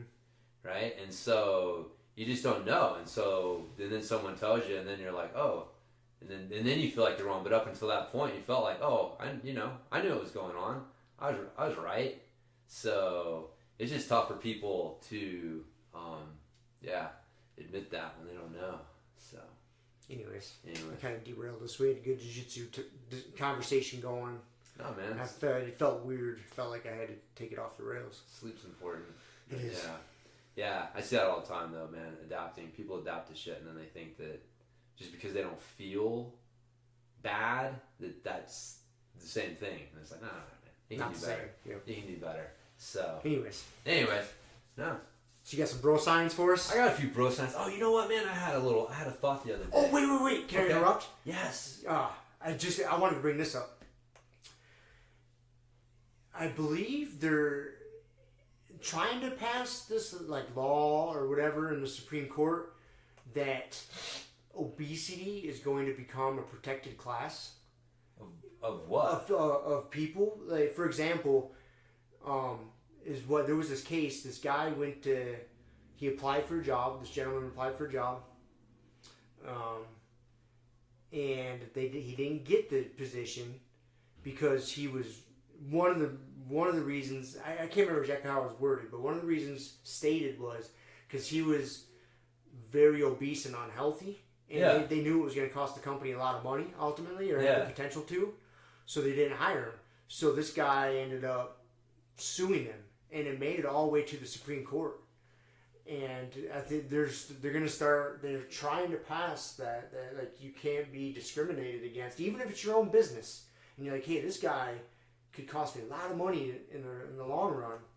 You know, we're not going to hire him. You know, and they're going to say that's illegal to do. It's going to become a protected class. You're a fucking fattest. Yep, you're a fattest. Dude, that is that's kind of scary. It is scary. Because it's just a slippery slope. You know, like, where does it go from here? Yeah. You know, because, so for example, say you run a business and you just have a standard sized toilet in there, and some fucking 350, 400 pound person comes in and they can't use your restroom because they're just too goddamn big. Right. So you're not set up for them? You know, are you breaking the laws? You know, because now if you run a business, you got to have like handicap accessible stuff. You got to have handrails and stuff. So now Do we all have to have like extra large toilets for super fat people? Dude, what about like airlines, man? You know, are they gonna? Yeah, like, but are they gonna have to take how out does a that work? seat and just make bigger seats? Yeah. Yeah. How does that work? Exactly. That's what I'm saying. It's a dangerous thing. Huh. If they let that through. No, of course. Well, because the difference is that, again, people love to point to outliers, right?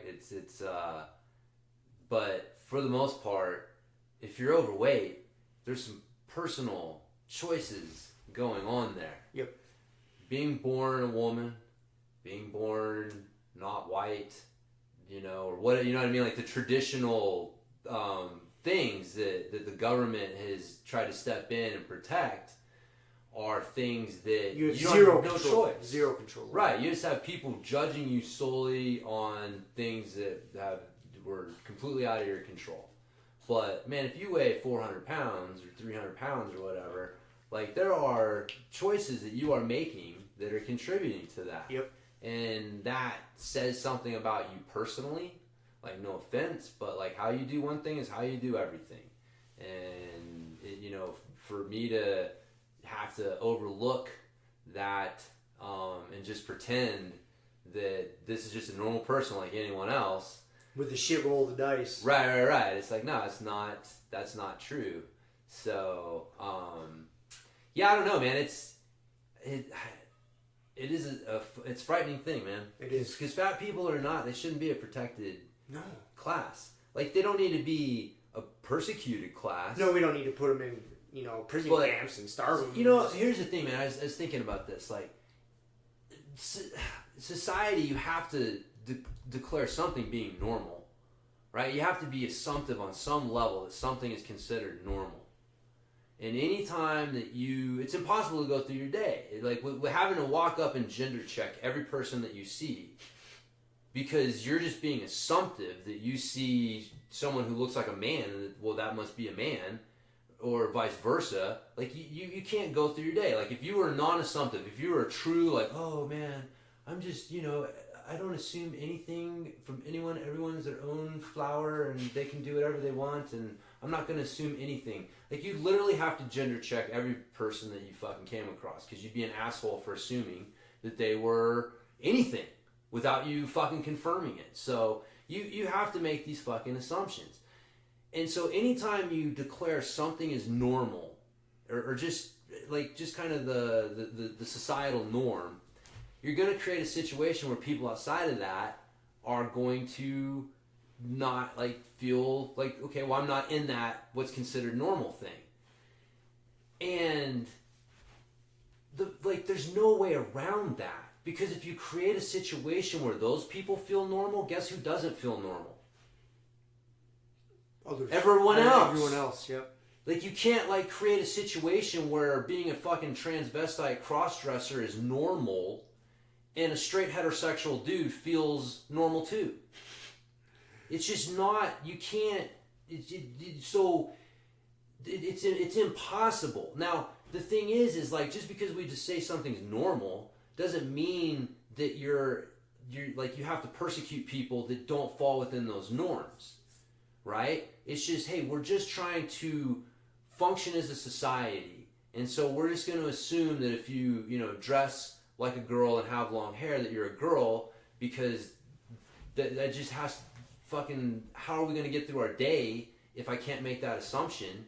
Then it's like, what I don't know, man. It's just, it's maddening. It's fucking maddening, man. We're not trying to persecute people just because we declare something normal, and we're just trying to create norms for society. And yeah, we do need to reevaluate them and look at them, but just pretending that there's no such thing as men and women, or it's just ridiculous. It's just fucking ridiculous, man. It's just fucking ridiculous. So, but yeah, fat people are not a protected class. It is a personal choice. That's what we're moving towards. That's what we're moving towards. But it's anyways, I don't know. I knew bringing that up to get you fired up. Dude, it's fucking maddening. I don't understand, because that's what it is. It's like, look, I don't want to persecute them, but it's basically turns into a persecution of me. Yep. to make you feel normal. Now you feel like you got to turn this into a situation where I feel persecuted, and it's like why? Like this is bullshit. Like, you know, let's just look at like situations where true situations like where are fat people being discriminated against unfairly, right? Now, again, we can look at the fucking situations, but to just like declare them a protected class and that you can't discriminate against them in any way, shape, or form, that shit gets fucking scary. Yep. It's like, dude, Where does it stop? Where does it stop? Yeah. Yeah. It doesn't. It doesn't. That's, exactly. It doesn't stop. Right. They just keep moving the fucking goal line. Like, just, yeah. I mean, that's the crazy thing is it's demonstrable, right? You can demonstrate that someone who is obese is going to incur X number of dollars more in health costs. They're going to miss X number of days more than someone who's not. Like, you can demonstrate it. You can point to it and say, look, this person will have, an effect on my productivity and my company's ability to be successful. You can fucking point to the stats. And if someone wants to make that choice, then that's their fucking choice. That's their choice. That's their fucking choice. You gotta live with your choices, and there's consequences. Well, exactly, right. It's like you gotta live with the choices of fucking being eating too much and not moving enough. And this guy's got to deal with the choice of like, hey, like if this guy may have been the best worker that you ever had, may have been brilliant, and you missed out on that opportunity because you made that opportunity cost. But it's like we're all fucking adults. We should be able to make our own decisions. So, yeah, that's fucking nuts, man. It is. That's how you end up with like some small lady standing at the front door of the White House, getting ran over. You know what I mean, though? Yep. But that's what it is. That it's is. like because things get taken to an extreme. Like you can't discriminate against women.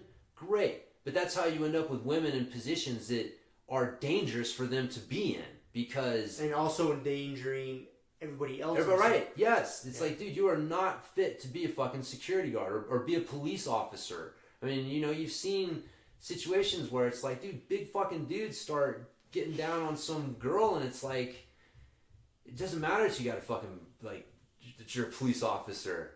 So, anyways, it's fucking maddening, man.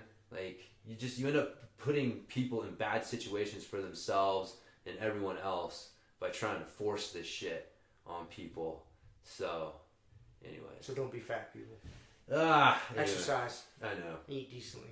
It's just funny, man. The scale, the pendulum goes back and forth, and it's man, for a long time there were fucking problems. There were people that were being discriminated against and persecuted, and there were fucking issues. And the pendulum is fucking, it's swinging too far the other way. And so what sucks is you have to almost sound like someone who wants to discriminate against people to try to get the fucking conversation and pendulum to start swinging back towards the middle. And that's what's tough, because people can sit there and be like, oh, you're just a fucking racist and sexist, right. And you want it to swing all the way back to the other side where, we've got Jim Crow laws and women can't vote, huh? It's like, fuck no. No, that's not what we're saying. But we don't need to make fat people a protected class. So I have to sound like a little bit of a bigot just to kind of get the conversation away from the absurdity of there's nothing matters, man. Nothing's real. It's all just a social construct. And that's the problem. People are afraid to sound like that and get labeled as a bigot, so they don't speak up. And then this kind of shit is pushed through. Yeah. And next thing you know, we're living in a weird ass world. I know, yeah. Dude, do you remember, was it Eric Weinstein was on recently on Joe Rogan a few weeks ago, and he was talking about he has a friend who has a genetic condition where he's actually, he's neither a man or a woman. And Eric's sitting there saying that, like, having a form that asks someone to select male or female is like persecuting this person. Because, we have these binary constructs of male and female, and it's like there's this very, very, very small percentage of people. And the thing for me, I kept waiting for Joe to say it, and it was like, wait a minute, man, like, no one's making this guy feel that way. Mm-hmm. That guy's choosing to feel persecuted. That guy's choosing to let this affect him this way. No one's making him feel that way. It's just a form to fill out. It's just a fucking form. And when man. someone created that form for you to fill out, they weren't creating with the intention like, oh man, let's 0.001% of the population who has some super rare genetic condition, and we've got to fucking take that into consideration too. Like, come on, man. At a certain point, it gets ridiculous, and that's why I started thinking about like, dude, you have like, just because society says like the normal thing is male or female, okay, we're just trying to figure out some way to categorize people, male or female. It doesn't necessarily mean that you are persecuting everyone who doesn't fall into that. That's not an automatic persecution. Just because you've created a norm doesn't mean an automatic persecution of people who fall outside that norm. But that's the attitude, and it's easy to feel that way. But then you're also supposed to look at it and be like, look, man, I can see why people, like, I am in the vast minority. Like, I am an outlier. And so for me to expect society to somehow figure out how to include all outliers is a little ridiculous. Not a little ridiculous. It's very ridiculous. It's harmful to society. It's almost harmful to me too, because it's like giving into my feelings of being persecuted and how outside things are influencing me, right? And so it's so the flip side is those people could also change how they're viewing the situation and not look at it as being persecuted, but look at it as like, well, I understand why this is happening and why I fall outside of that, and I don't have to feel persecuted because of this. Like, no one is telling me I can't have a job because of this condition.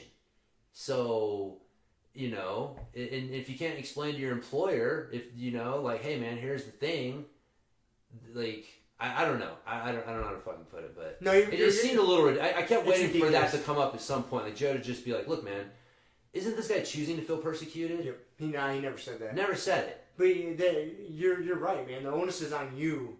You can't let other people, so to speak, like rent headspace. Yes. You gotta look at intention. Like if somebody does something and it bothers you, you gotta look at, okay, What was the intention? Why is it bothering me? Did they do this specifically to bother me, or did they do it without that intention? I'm choosing to take it that way. You gotta. I ran into that recently. You know, I get fired up about something that somebody did, and they're not doing it with any ill intention towards me, but I'm taking it that way. There's no, and you got to stop yourself. You got to just recognize it, like, oh, okay, like it's okay for me to be upset or annoyed by it, but it stops there. Yeah, and, like you can't be mad at that person for it, and you know, because they weren't intentionally trying to frustrate you. Yeah, and it's tough to get people to get into that headspace. It is, man. I mean, I had to check myself too. Like, am I just getting defensive because I'm just defending my ideas of a social construct, and what does it really matter if they just do, you know, just fucking come up with 18 different gender types that you know what I mean? Like, it's yeah, there's definitely a distaste towards that idea because, like, I'm used to the idea that we have, and it fits for me. So I challenge myself with that. Am I just, you know, and what would it matter, right? Like, if that shit comes around in 10 years, like, all the bullshit, it's like, oh my god, like, what does it really fucking matter? What does it matter? You know what I mean? So then you and I are actually in the situation where we have to be like, okay, you know, we're no better than the fucking people who were complaining before if now we're letting this bother us, and they're renting headspace in our head, because every day we wake up and we go, I can't believe there's fucking 17 gender things on a fucking form. I gotta go on Twitter and complain. I gotta figure out how to get this changed. You know what I mean? Like, you get consumed by things that just don't matter. Don't fucking matter. How often are you filling out forms where you gotta mark male or female? Right? You know, what do you do? It's ridiculous. Yeah. Yep. Anyways, there you go. I feel better. I derailed us from the jiu-jitsu conversation. Yeah. Well, we'll get back on some fucking bro science here. Perfect. So the fucking theme of this week's bro science. Well, you're coming in with themes now, huh? Balance training. Okay. So I looked up some balance training, because balance training is one of those interesting topics. You know, people will. That's where like the the Bosu ball, the wobble board. Where's that fly swatter? Right. Yeah. Let me see while you're talking. You got the Bill Science going on. I gotta whack that thing. Anyways, I know, like he's flying over there. I know. You. So Bosu ball, balance board. A Swiss ball. Yep. So it's, balance training is something that comes up from time to time with people, and does it work? What should you do? Things like that. So I guess before we get started, what's your take on balance training? I think it's important to incorporate once in a while. And it's one of those things, you can take it too far. Yeah. You don't have to. Yeah, there was a point in time in we'll just call it the fitness industry, where everybody was taking it too fucking far, and you'd go to the gym and you'd see people doing bicep curls on a Bosu ball. You know what I mean? Everything, they wouldn't do anything just normal anymore. Everything, was on some sort of wobble board or balance board. I think that's a little excessive. But I do see benefits to it, if you incorporate it intelligently. Know why you're doing it and when you're doing it. Yeah. So what do you do for balance training? So I, recovering from the surgery, I do a lot of single leg stuff. Because I would even call that balance training, like a single leg deadlift. Yeah. Right? Single leg squats, either like an air lunge or a pistol squat. Single leg stuff, and my endo board. I use the endo board on a cushion. Doing some squats and things on that. I'd say that's probably the extent of my balance training. Okay. Yeah. Mm-hmm. Yeah. So, single leg stuff would definitely fall into balance training. I think when most people think about balance training, they're probably thinking about more like specific balance training methods, like standing on a wobble board or slack line training or balance beam or something that's like you wouldn't look at it and go like that's kind of strength training. But you're absolutely right, because like that is balance training, and you would be that's a great place to start. I mean, before we even get into some of the stuff here, but you should be able to stand on one leg. Yep. Like that's just a basic balance thing. Like if you can't stand on one leg and you're coming to me asking about like Bosu balls and stability balls and shit like that, like, we're putting the cart before the horse here. So doing single leg just balancing and then single leg exercise is an important part of overall balance training. But I think that's also where the line gets blurred a little bit though. Like, is that balance training or is that strength training? Right? And so like for you, maybe because it's more your ACL, it's more balance training, and at a certain point it becomes more strength training once your balance gets down. I don't know. I'm just kind of thinking out loud. So why you gotta place things in boxes, James? Male, female, or other. That's right? how I am able to fucking make sense of the world, my friend. I feel persecuted now. Yes. Good. That is my goal. I wake up every day and I say, who can I persecute today? Who can I make feel inadequate? I knew that's what your main motivation was. So, all right. So we had a couple studies that came across. One was actually a slackline study where they studied people doing slackline to work on their balance training, and surprisingly enough, they found out that slacklining made you better at slacklining. Yes. Surprise, surprise. Surprise, surprise. That's about it. You didn't really see a whole lot of balance carry over to other balance tests and stuff that they were doing. So I didn't dig super deep to see what else they were studying, but it's it doesn't really matter. It's didn't really carry over to a whole lot there. So, but it just kind of speaks to the specificity of it that, balance training on a slack line isn't necessarily going to improve your balance for jiu-jitsu. Like if you feel like, because balance for jiu-jitsu is fucking hugely important. And, you got your obviously like stand-up balance, like dealing with someone in a stand-up situation. But dude, passing someone's guard, your fucking balance is hugely important. And so your ability to maintain your balance while attacking someone's guard. But you may not see like a whole lot of carryover. Like if you feel like your balance is off there, you just kind of get off balance easily, trying to pass people's guards. Like maybe doing a bunch of slacklining isn't going to help that.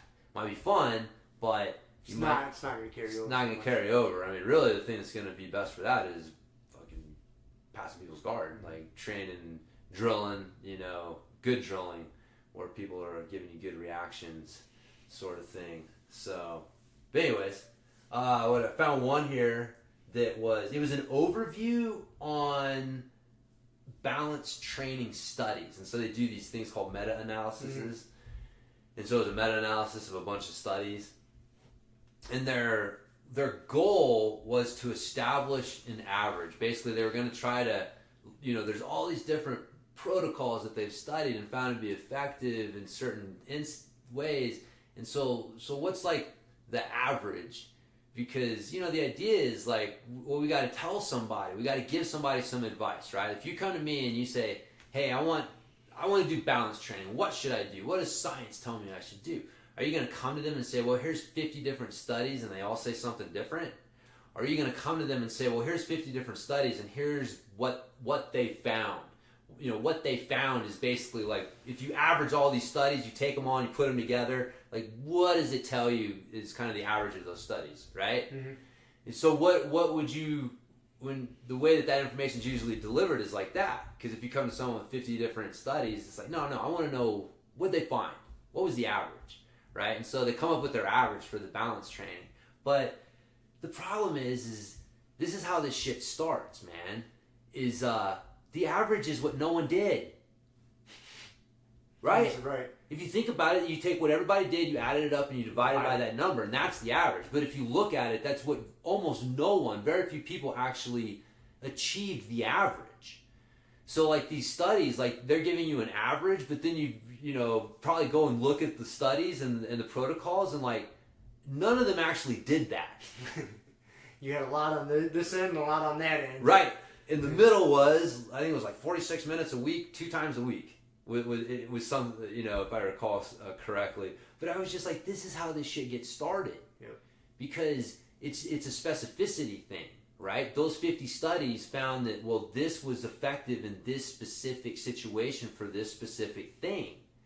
But then you start trying to give people an average on that so that you can create a balance training protocol for the public. And you're taking away from the specificity aspect of balance training. And so now you're making balance training less effective by trying to create this fucking average to make it more accessible to the average person. So, anyways, I just thought it was That's a good funny. point. No, it is. It is funny, but it is a good point. Man, I think a lot of people lose that. They don't think about it like that. Yeah, that happens with a lot of things, man. Anytime you find, like, we looked at 20 studies and here's what they found. It's like, well, what they're telling you is kind of like, take it all together and here's kind of like the average and stuff. And so you always got to take that stuff with a grain of salt. Yep. But it was, I looked at that and I'm like, this is how this shit starts right here. Someone's going to do this program and it's what none of them did. No one's done this program. It's just the average of what they found to be effective. So I did find one on, it was kind of related. It was like a study on balance and elite athletes and, does it matter? And what they found is like, yeah, balance matters. They're like, elite athletes have really good balance. What was interesting is they found that balance was important in things like target shooting and archery. Yeah.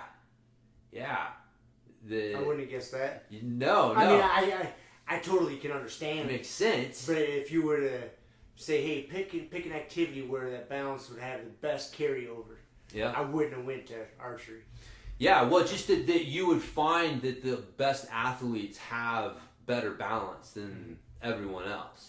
And so, that's what they, were finding. Like, the elite athletes in these sports have better balance than the average athletes in these sports.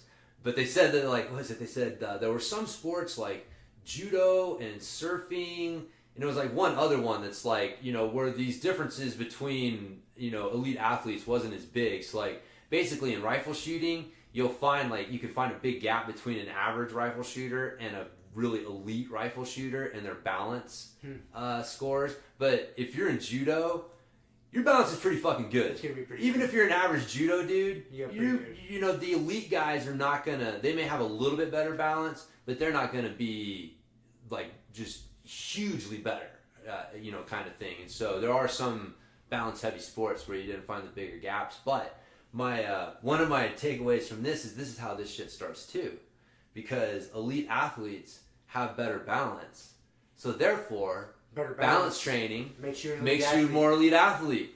And now, what kind of balance training do we want to do? Well, let's go look at this study that tells us the average of everything that works. This is going to make me elite. You can totally see how this happens. Totally. Yeah. Totally. And there's, there's probably people that if I said that to would not get the ironic joke. They would be like, no, you're right. That's what we want to do. The elite athletes have better balance, so we want to do balance training. We want to take a look at what science tells us the best thing is. In this study here, it's fucking crazy. So anyways, I just found that funny. And then my last one, balance training and ACL surgery rehab. Okay. So I'm excited for this one. Yes. Where is it? Here it is. Yes. The effects of balance training on static and dynamic postural stability indices after acute ACL reconstruction. And those are like indicators. Indices. Okay.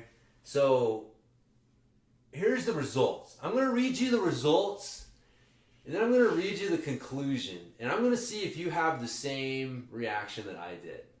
Okay? I'm prepared. You're prepared. All right. So, results showed that the amount of static stability indices did not change after training. And there were not significant differences in static stability indices before and after balance training.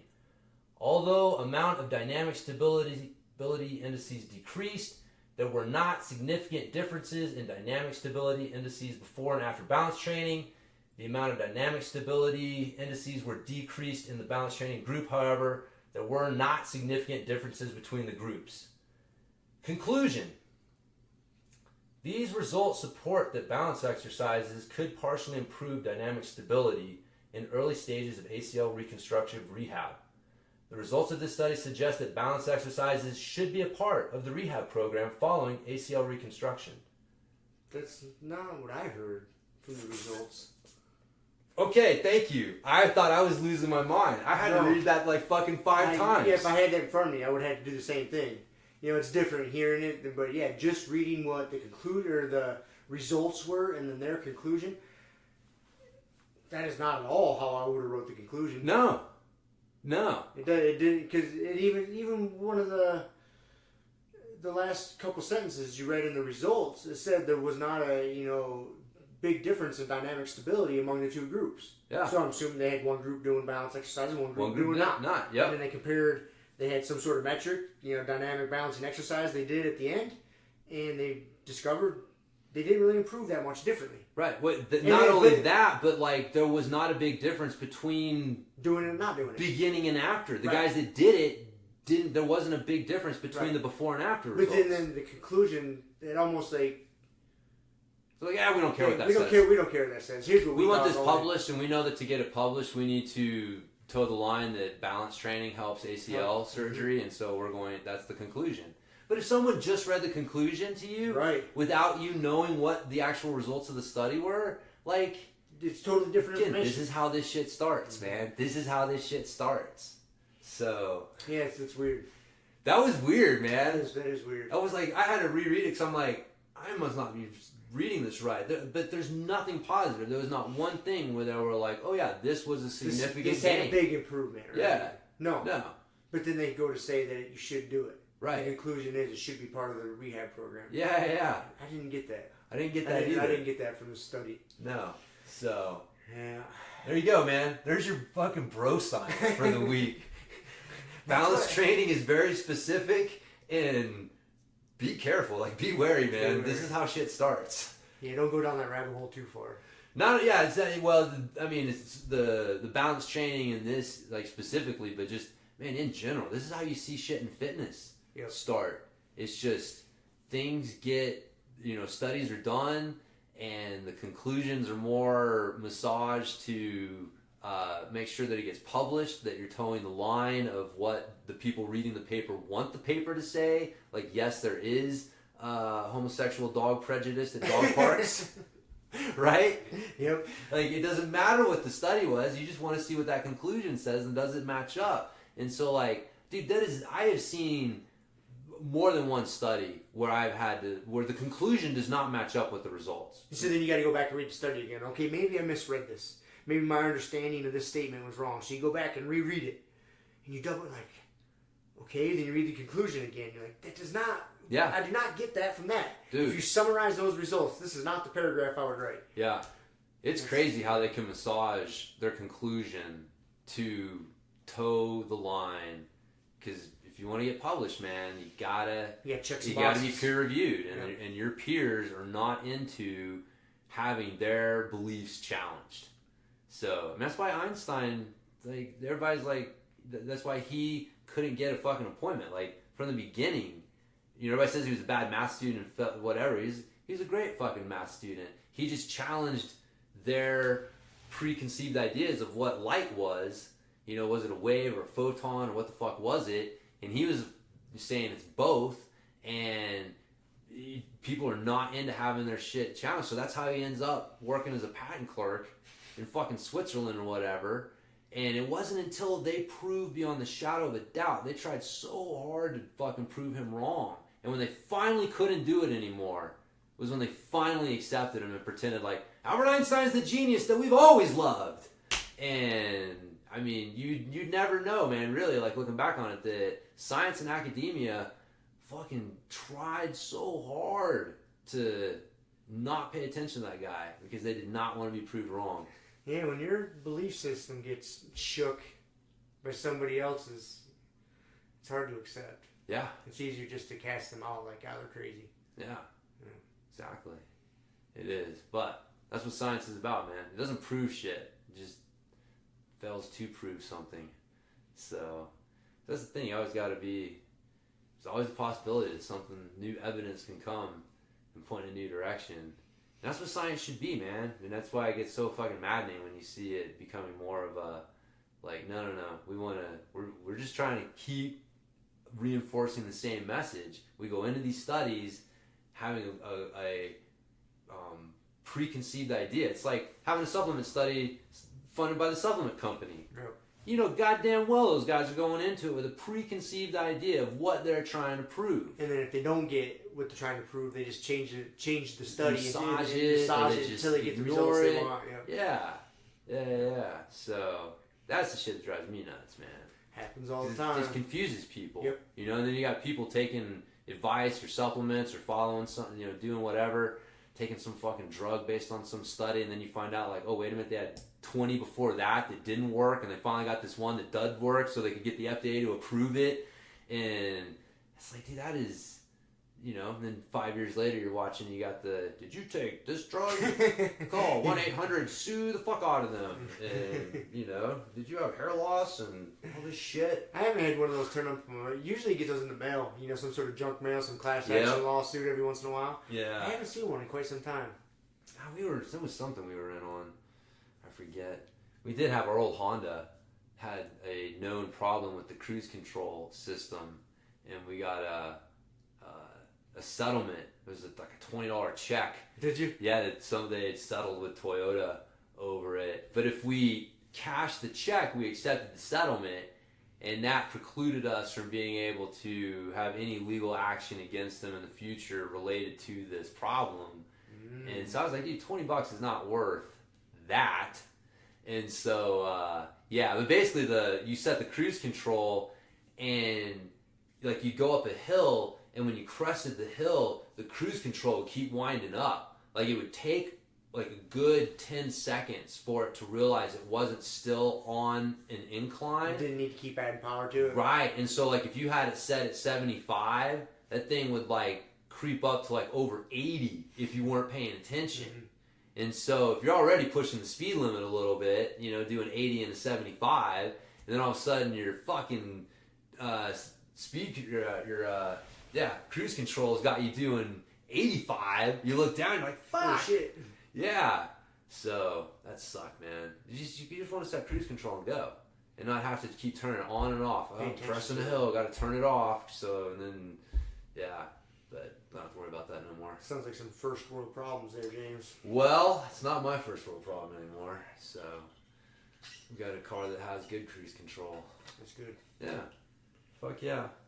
So. Anyways. What else I got? Oh, I had a thought.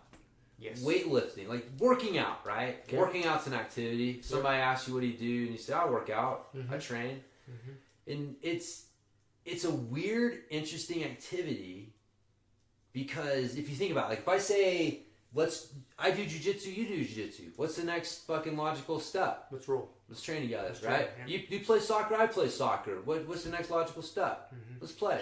You work out, I work out. What's the next logical step? Not necessarily. Not to train together. Not necessarily. No, like if you ask somebody, like it'd be almost weird, right? Yeah, hey, it's fun. We should work. Like it's one thing if you're at the gym, right, and you run into somebody. I'm just talking about like you're, just out and you fucking somebody else's friend, and you know, oh, you work out too. Oh, you train. And it's like it's not as normal thing to be like, oh, we should work out together. No, it's not. And it's funny is I was thinking about this the other day because I couldn't. I just had shit going on, but you invited me to come work out with you on Tuesday morning. One, I couldn't, and two, it's funny you bring this up because I thought about this because, we're such good friends, but, we usually don't work out together. Yeah. But what I'm doing right now in my workouts is way different than what you're doing because you're able to train jiu-jitsu a lot, and so what you go out in your garage or your facility and do is different. Like I put in a ton of time out in my garage, lifting, doing this, doing that.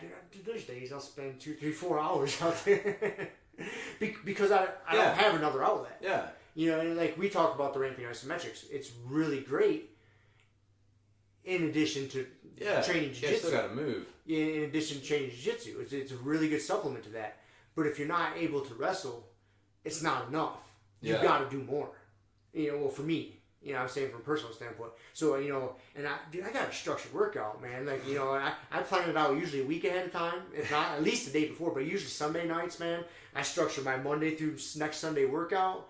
Boom, I got my push, pull, hinge, squat. I'm going heavy on this today. Boom, I'm doing my roller this day. Like, I have a system. Yeah, and so for me to run into somebody like, oh, yeah, you work out. Why don't we train together? I'm like, no, man, you're going to fuck up a program. Exactly. I have a system here. And this is week such and such of this program. I'm not coming and doing this. Like it's gonna fuck up my games, James. Yep, I know, man. I know. It's funny. I forget what made me think about it, but I had a experience recently. I was on Instagram and I'd seen somebody post doing something with a steel mace, and I saw that they were in Fruta. And I was like, oh, fucking another dude doing steel mace work. So I messaged him and I was like, hey man, I saw on Instagram you're in mace training. I'm in mace training too. Like, we should get together sometime and swing some maces or whatever. Go on the mace run. Right. Well, I wasn't doing the mace runs at the time, but even then, I could just tell his reaction was like kind of like, thanks, but no thanks. Like not wanting to be rude about it, but it was just like a little like, dude, who is this fucking weirdo wanting to work out? Or together, and it's like, and then he's got his own thing, again, just like seeing his pictures here and there, he's got like some routine he's following, and so he's posting shit about it. But again, it's the same thing. It's like he's got his thing, and so having someone say like, "Hey, I see you work out. We should work out together," is it's a weird fucking loner activity. It is and it isn't. I think it kind of depends on where you're at in your fitness journey, so to speak. Yeah. If you are a dork about it like myself, and you're fairly deep down that rabbit hole, it's definitely a loner activity. Because you don't want someone else coming in and fucking up your shit. Yeah. Because then you got to explain it to them and why you're doing this, and then you got to think about the flow of the workout. Okay, what equipment I have. He's gonna come. I got to do this while he's doing that. It's like, man, this is way more fucking effort than I'm here training for myself. This is not my social time. Yeah, it's not. I think that training isn't conducive to it. Yeah, I'm not blaming. I'm the same way. I mean, honestly, dude, if some weirdo fucking hit me up and was like, "We should get together and work out," I'd be like, "Okay, dude, right on. I'll call you." I'll call you. Yeah, like I'm not gonna go fucking subject myself to your idiocy, right? So, cause that's the other thing. You don't know what you're showing up to. Yep. These guys could be a fucking lunatic. Yep. And So, but that's why I think, again, that's one of the things with CrossFit, why people like CrossFit, because it gives you that social aspect. Yep. Like, it's a little bit different. Like, it is a sport. Right. It is a sport. Exactly. Yeah. It is. And yeah. And you can say, like, oh, you do CrossFit? I do CrossFit. We should do a CrossFit workout together. Let's go do a WOD. You got to use the lingo. You got to do a WOD. Let's go do today's WOD. Yeah, what's today's WOD? Let's go do a fucking Calamity Jane. Whatever they call them. I think that's a weed shop here in Calamity. Is that? Okay. But anyways, but yeah, that is the thing. Like, they turned working out into a sport. So it changes. So you have that social aspect, and now it is that not that weird loner thing that it usually is for guys like us. Yeah, anybody that really takes their working out seriously, it's most 99% of the time it is a loner activity. Yeah. It's funny. Like, again, I was just thinking about this week, and I actually listened to a fitness podcast, and they had touched on this within the past couple weeks. They're talking about how they, when they were younger in their 20s, they would have workout partners, but then as they got older and more experienced and better at what they did, they disliked having training partners more and more. It wasn't conducive. Right. Because then, your ego gets involved, then you start doing more weight than you probably should have, and then injuries come, and then you're waiting for people, and it's just like... Yeah. You got to have just the right training partner. Exactly. They got to be relatively same size, strength levels, skill levels. Yeah. It's not easy to find. Goals, yep. Yeah, so even just like, when you start out just going to the gym, right? Like, because you don't have that social aspect of working out with somebody, but just... I'm sure you did, man. Like, getting a little energy from going to the fucking gym. Yeah. Oh, yeah. And, but eventually it starts to drive you nuts. Mm-hmm. And you don't even want that. It's like I hate going to a fucking commercial gym. I can't even imagine trying to work out in one of those fucking places now. But, yeah, back in the day, you get all fucking pumped up going to the gym, going to do your fucking workout. But you're by yourself. But you got, at least people around. But, yeah, even if you got, it's interesting, man, how the fitness journey, because you see that a lot, man. Like, people have been working out. Like, if you've been working out for a couple decades, like, you probably have some fucking equipment at home. Yep.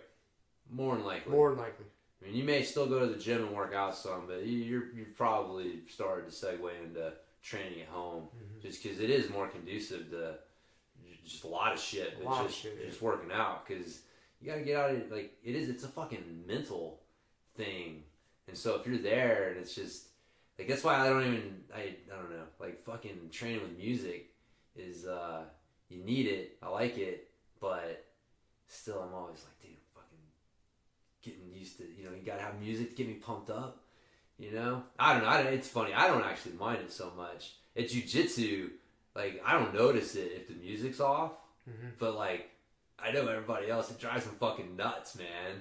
It's like you have to have some sort of... People just get so used to having some sort of background noise going on while they're training. Yeah. It's just such a cliche thing. Your headphones while you're running or working out. You're, got the music playing. And, but, yeah. I go through streaks, as far as jiu-jitsu goes, I like training with music. I really like... I do too. I like the best, like, if you put on some... like EDM, some letters, so you got no lyrics, just a good beat. Yep. Dude, sometimes you kind of get in the zone, dude. And it's turned up loud, like I dig that. Yeah. But I'll go through streaks at home working out until I won't have anything, just be quiet. I'm just out there with myself, just the sounds of the neighborhood. I would do that. I remember mountain biking. I caught myself. I was riding with headphones a lot, listening to music, and I started to realize, like, dude, am I like tying riding to music? And now what happens if I don't have music one day? Am I gonna like fucking kill myself because it's just not the same? So yeah, it's like, bullshit, no more music while you ride. You can't have a weakness. I made that shift in snowboarding and skiing it's probably like 2 or 3 seasons ago now, that because I used to ride with music all the time. Yeah. And it's great. But then I enjoy it more without the music. Yeah, me too. When you're skiing or snowboarding, man, you can hear you're carving through the snow and ice. You hear the different textures. Oh, this is some soft snow, this is some hard snow, boom, and just dude, Especially if you get on a run when there's nobody else around. Or you're in the woods. Yeah, it's so peaceful. Yeah. Like, I enjoy it better without music. I don't listen to any music anymore. Nice, yeah. I like to be in the environment. Yeah. Not drowning it out. No, me too, man. Same thing. I was actually we were out for a ride this morning, and I was just like, it's like, yeah, just those sounds, man. Mm-hmm. Just hearing sounds a bike makes, and the rocks under the tires, and this and that. And dirt. And it's like, oh, this dirt. Like, so we've had some, decent rain lately, so it's got some good hard packed dirt, and that makes a different sound than when it's like kind of blown out and sandy. I was just listening to it, and I was like, oh, this is gonna be fun on the way down, man. It's fucking hero dirt. But yeah, it's funny, man. The music thing, it's good, but it is. You got to check yourself every once in a while. Like, you don't want it to become a crutch. Nope. And so, yeah. Anyways. So, what else? I thought I had one other fucking note here, and then we'll wrap it up here. Did I? Yeah, you gotta meet somebody at like 4 o'clock, huh? Yeah, we're we got close. like 10 more minutes. Yeah. Oh yeah, my last little thing. Somebody rode my pedals in the Tour de France. No way. Not like a professional rider. There was a lady. She's a triathlete, and she's a lunatic, man. She fucking sends us emails all the time because she's really pretty good at triathlons, and she's done like the full Ironman and Hawaii and stuff, and she does all her triathlons on my pedals because she found that being able to ride in the same shoes that you run in, so you don't have to change shoes. Hassle, yeah. And when you jump off on the pedals, your Achilles tendons aren't all fucked up and tight from being on a bike in that fucked up position. So you can she's like, I'm setting PRs. Like, I'm way faster with these things. And of course, people are always telling her like, oh, just think how much faster you'd be with clipless pedals. And she's just like, dude, you guys are idiots. And so, but apparently they have a thing where, you can, it's probably like a paid for experience thing, but you get to ride a stage in the Tour de France. I don't know if it's like on the same day at the pros. Obviously, you're not in the peloton, the pro peloton, right? But it's probably like the pros go, and then they let the fucking tourists. Yeah. And so, man, you still, dude, ride a fucking stage at the Tour de France. You'll be pretty fucking fit. Mm-hmm. I mean, it is not just one day of that race would kill a normal man. That's why it always makes me laugh. Of course all those guys are on drugs. Of course they are. There's no way you can do what they're doing without fucking being on drugs.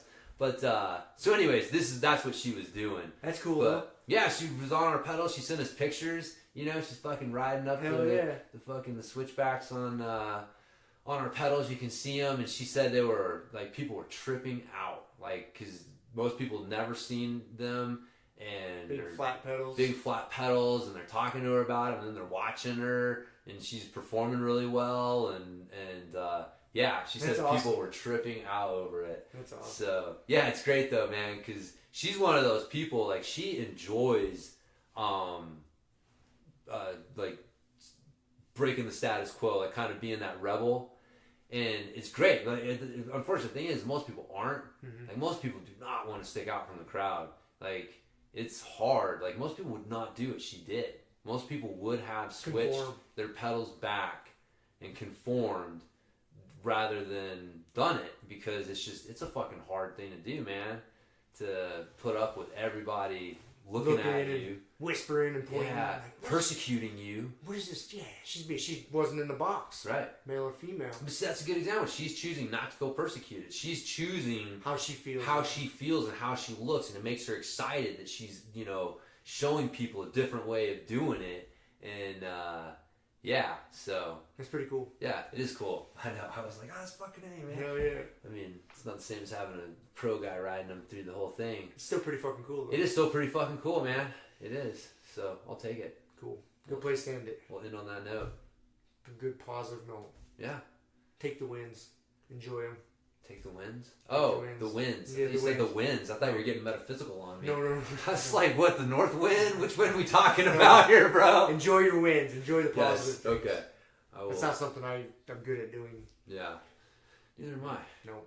That's what keeps us marching forward, man. Yep. So, cool. Little itch of dissatisfaction. Yeah. Like when Jamie backstepped out of my single leg action and made me question everything I thought I knew about jiu-jitsu. Dude, he was fucking you up. It was so fun to watch. I was sitting there watching. He was just solving different problems than you, man. Yeah. He was creating different problems for you and solving different ones. And he would solve it and then back out. Let you try to. You thought you were creating a problem for him.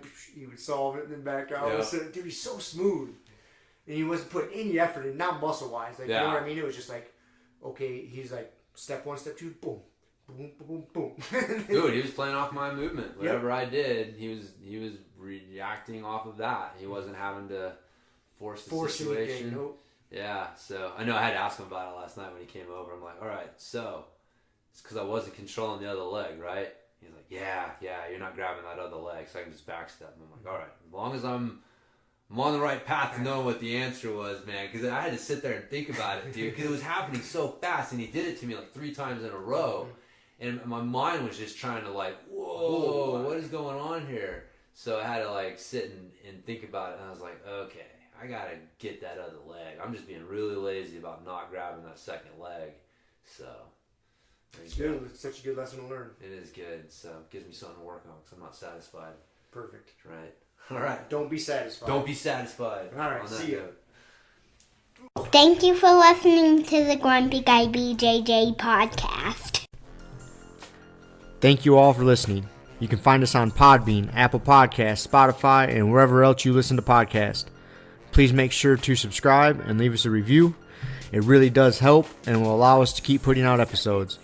If you have any questions, comments, or ideas, hit us up at grumpyguybjj@gmail.com. Also, go to our website, grumpyguybjj.com, and get signed up for podcast updates and get our free BJJ Improvement Starter Kit. That's it for now, so get on the mat, train hard, and talk to you all next week. With a permanent friend, a hermit now, boom. Doggy stool, foggy, cool, got a froggy outside Molly, dude. Melancholy, Daisy, dude, hanging by the lace of their shoes. No trace of the tools, shaped into face, fuck the rules. Snooze, you lose. One eye always open, in times 2, no clue, but soon a brief monsoon might give you a view to choose. Stay tuned, include, won't conclude. To the end is near beware, there's consequences for what you do. To me, demon, a devil of many levels, I keep on feeding.